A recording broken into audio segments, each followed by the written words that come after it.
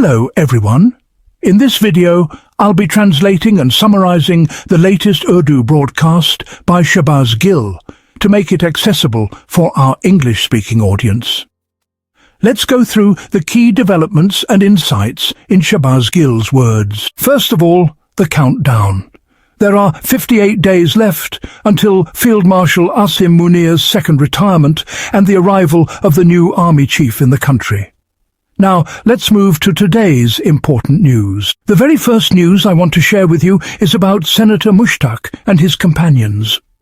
Senator Mushtaq was part of a convoy consisting of nearly 40 small ships or boats. These small boats or ships were heading towards Gaza carrying supplies. Among them were medicines as well. As you all know, nearly 65,000 people have been martyred in Gaza. Many of them were children, many women too. The biggest crisis currently is in Gaza. People have nothing to eat, and they also lack medicines. So this convoy was carrying all these humanitarian supplies. Many champions of human rights were part of it, not just Muslims, but many non-Muslims as well, who joined this convoy to help the oppressed people of Gaza. Pakistan also had a boat, or a small ship in this convoy, carrying medicine to Gaza. When the convoy was about 100 nautical miles from Gaza, Israeli forces detected them in the water. The Israeli forces intercepted these approximately 40 boats and took control of them. They boarded the boats. As they were boarding, videos show many people on these boats throwing their mobile phones into the water. Senator Mushtaq had already thrown his phone into the water much earlier in one of the videos. The reason was that if the Israelis took their phones, they could analyze the data and pick up any evidence to file more cases against them in Israel. The Israeli forces did a thorough job. I believe it was intentional. Around 200 people, including Senator Mushtaq and others, were taken into custody. This news is about 24 hours old. We had already shared the initial reports earlier. The update now is that these people have been taken off the boats and transferred to Israeli ships, and then moved to the ports. It seems they might be kept in jail for some time and may be released later, or perhaps kept imprisoned while bargaining on this matter. We will know more in the coming days. Currently, the whole world is raising its voice for them. However, in Pakistan, the voice hasn't risen as much as it should have. To be honest, Pakistan is asleep after drinking sattu. That's just a way to say people seem to be in a daze. Even on the Palestine issue, people have remained asleep. Our Field Marshal Asif Munir, who had made commitments, has made it so that for the past 2.5 years, even mentioning Palestine was not allowed in Pakistan. Several times, whenever Senator Mushtaq tried to protest for Palestine, Islamabad police not only arrested him, but also tortured him. This is not new for Pakistan. People are scared and intimidated due to oppression and brutality. Still, people should come out. My advice is that people must hold peaceful protests to raise their voices for their rights. Around 200 people have been arrested, and there are protests for them in countries like Italy, Greece, Spain, Brazil, Colombia, Turkey, Istanbul, and many others worldwide. Protests have even been held in Bangladesh. But if we see where the loudest voices are still missing, it's Pakistan. Unfortunately, many religious groups in Pakistan have only held a few minor protests. The kind of protests that should have happened from the Pakistani public and religious groups is not visible anywhere. As for Tehreek-e-Labbaik, as I mentioned before, it's unclear who really controls them. The people who wear their jungli topi, those militant caps, are young and seem to be watching Netflix or something else. They should just take off those caps. They used to say they would wear those caps the day they would go to Palestine. But now the Pakistani government has officially accepted Israel, though they haven't yet taken off their caps but are metaphorically sleeping with them on. Most people who are usually on the streets don't respond to this issue as they should every other day. No political party in Pakistan, including Pakistan Tehreek-e-Insaf, has raised the voice effectively. Had Imran Khan been out, he would have made a huge difference. There have been a few press conferences, no doubt. Pakistan Tehreek-e-Insaf has held press conferences too. But this moment, combining Kashmir, Israel and the arrest of Senator Mushtaq, could have created a global voice for human rights and rule of law. But that voice hasn't emerged in Pakistan yet, which is painful for us, and probably for you too. Now about Shehbaz Sharif. He was in Britain for 2 or 3 days. Waqas Ahmad, a Pakistani investigative journalist who writes for Dropsite, shared Shehbaz Sharif's schedule. It showed that Shehbaz Sharif was stuck in London for 5 to 6 days because he wasn't allowed to move freely. He was waiting to find out from the UK administration whether he should return home, wait more, or meet someone. His meetings during those days were only 2, and the rest of the time he spent quietly. The Pakistani Prime Minister, who holds Form 47, a notification used to bar people from leaving the country, was quietly stuck in London. This happened because Arab countries also withdrew their support, and Shehbaz Sharif couldn't continue his efforts. We have shown you videos of a Pakistan Air Force plane parked near Luton Airport. After staying in London quietly for 5 days without any meetings, he returned to Pakistan. After his return, Shehbaz Sharif issued statements through the Information Minister demanding the release of the arrested people, including Senator Mushtaq. Shehbaz Sharif called the Israeli attack a cowardly one and demanded the release of all arrested persons.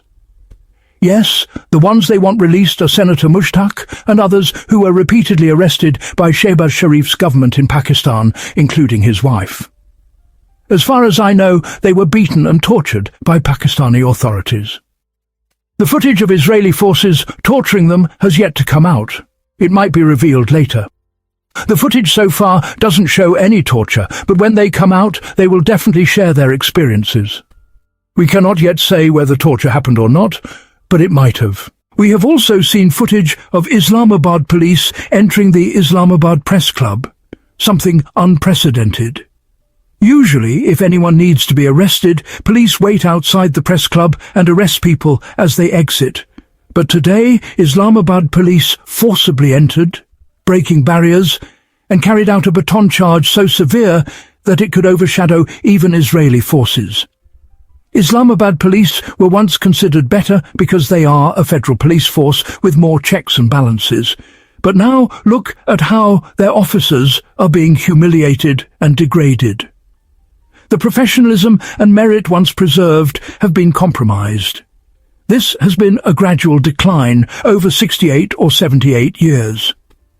Our army chiefs have used institutions to fulfill their own agendas, causing their downfall while hiding behind civilian governments.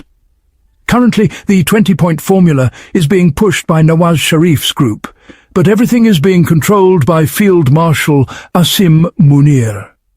He's managing everything calmly, placing the blame on Shehbaz Sharif and the civilians in power, while he himself slips away. The Islamabad police are not brave officers who confront people in ordinary life. They act boldly because they know they have legal backing from Asim Munir. They have full support and can do whatever they want without accountability. Today, during the baton charge inside Islamabad, even women participating in the Kashmir Solidarity protest were not spared. Their clothes were torn and they were arrested and taken away. Now, if we talk about the situation in Kashmir, it was the 4th day of a strike led by Shaukat Mir and Shaukat Nawaz Mir, leaders of the Kashmir Action Committee. They have claimed that 10 people from their side have been martyred. Now they have also said that they will not perform the funerals until the dead bodies are buried, and they will not bury them until their demands are met. They have presented 3 main demands. First, they have said that the issue of 12 seats in their assembly should be resolved. These seats are for people living on the Pakistan side, the migrants who moved from Kashmir to that side, and they contest elections from there, but their votes are external and they become members of their assembly. They want these 12 seats to be eliminated. They want the ruler's intention to be ended, and the AJK, or Azad Jammu and Kashmir, system to be abolished. These three are their prime demands, though they have 38 demands in total. But they say if these three are met, then they will start burying their dead. The Prime Minister of Azad Kashmir, Anwar ul Haq, said that some casualties have occurred, but they have not yet been confirmed. Consider this carefully. 24 to 48 hours have passed, and the Prime Minister of Azad Kashmir still doesn't know how many casualties or martyrs there have been. He says some, and this is his attitude and behaviour. On one side, what is happening with them in Islamabad, and on the other side, what is their overall attitude or behaviour inside Kashmir. Along with this situation, if we look at the other side, the government committee has now reached Kashmir.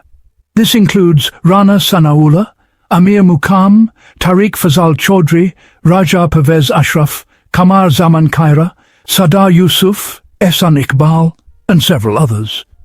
They have arrived to hold talks. Prime Minister Shahbaz Sharif has appealed to the public to remain calm and has also ordered an investigation into the unpleasant incidents. These 5 days, the Prime Minister remained completely silent and was apparently doing nothing.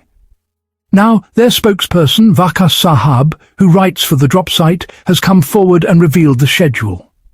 The schedule shows that there is no meeting planned. The man who was completely idle could not even say from London that unpleasant incidents should not happen, that tolerance should be maintained, and issues should be resolved through talks. He couldn't even say this verbally from there. After so many bodies have fallen, it is only now that they remember this. Meanwhile, a delegation including Rana Sanaullah, who earlier called them raw agents and agents of enemy countries, is being sent for talks. And now, see, this very Rana Sanaullah is calling them his brothers. Yesterday, they were calling them raw agents. So, yesterday's raw agents have become their brothers today. 12 bodies had to fall. Maybe 2 bodies were from the other side and 10 from one side. I told you the final numbers yesterday as well, because no one else has given a final count yet. Shaukat Nawaz Mir says that 10 of their people have been martyred. The other side has not yet given any final numbers. News of 12 martyrs has emerged. After the deaths of 12, they remember that they need to do something. On the other hand, if you notice, the Kashmiris have treated the police in a way not seen before in Punjab, KP or Sindh. They first pelted stones at them, then caught them and stripped many of them naked. They took off their clothes. Clearly, it wasn't a pretense. They left the undershirts, but their pants were taken off and they were hung in the squares. Yes, you heard right. Police pants are hanging in various squares tied with ropes. Now, I don't know who all are involved. Whether it was Islamabad police or not, I don't think Azad Kashmir police would do such a dirty job. They already said they wouldn't do such a filthy task. So they stayed behind. But Kashmiris have now hung the pants of Islamabad police. Let's see who will come to take those pants down, because on the first day I said that Kashmir should be treated differently. Their training is different. Punjab police thought for many years that there was no danger. Everything was fine. They have recently started new training learning reliance and resistance parameters. Kashmiris have had net practice against the Indian Army. So don't treat them like this. No matter how much cruelty you do, they will respond. This is what Shaukat Nawaz Mir repeated today. The more you oppress us, the more we will respond. Now let's see if they come to their senses or not. I don't think so. They have sent the committee, but I don't think they intend to behave wisely, because their intent is to spread evil. Furthermore, the respected Mohsin Naqvi, who roams abroad living lavishly, has finally reached Pakistan and visited some wounded in PIMS hospital, probably policemen. These are the Islamabad police hooligans whose pants are now hanging there. From PIMS hospital, they say these are sharp people, enemies of the country, who did this. Earlier, Rana Sanaullah used to call them enemies of the country. Now, Mohsin Naqvi is calling them enemies of the country too. You can judge their mindset from this.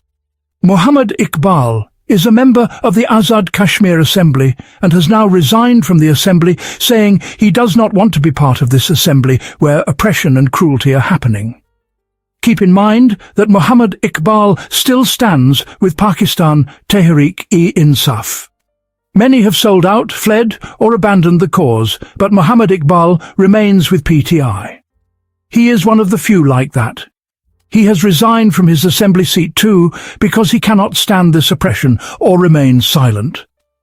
The next news will shock you. The Pakistani government has published advertisements in newspapers today. Listen carefully. These are not developmental ads, not branding for Maryam Nawaz or Field Marshal Asif Munir. The ads will shock you. They say, the enemy looks for weak moments in unemployed youth and needy families. You understand what weak moments mean, right? It means making videos with women through honey traps, or maybe taking money and putting them in vulnerable situations. I don't know whom they call weak moments or why. Anyway, the enemy looks for unemployed youth and needy families to extract secrets from them. Whoever foolishly wrote this ad, it was probably by the DGIPR or someone on his behalf. But what secrets does the common public have? Tell me, does the common man carry nuclear bomb codes in his pocket? Maybe some government officials have access to secret documents, that makes sense. But a common poor man, pushcart seller or vegetable vendor, what secrets can he have? The worst they have are electricity or gas bills. So what secrets do you think they have that they are selling or giving away? These fools also try to sell their stupidity as intellectual property.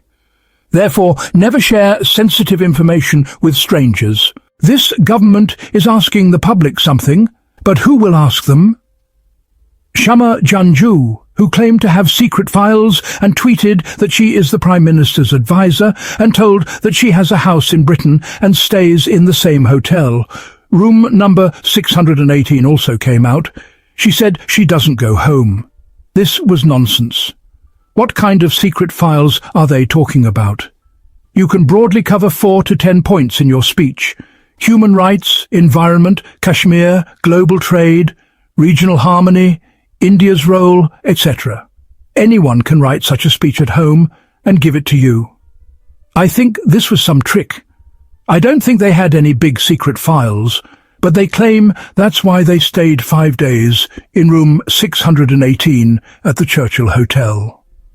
Then she came back sitting on the back seat of the same car with our respected Khawaja Asif and drank tea with him for 40 minutes, stayed in the same hotel where she was before.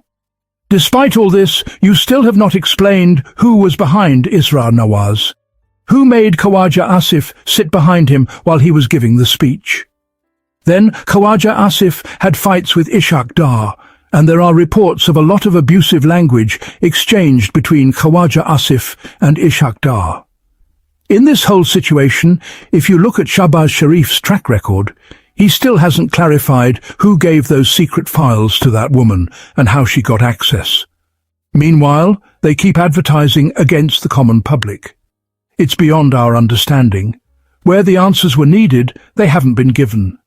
But what sensitive information can the poor public have? That wraps up our translation of Shahbaz Gill's video. I hope this English version helped you understand his message better. Please like, share and subscribe to Awami Lens to help our community grow. Don't forget to leave a comment below and let me know what you thought of this effort.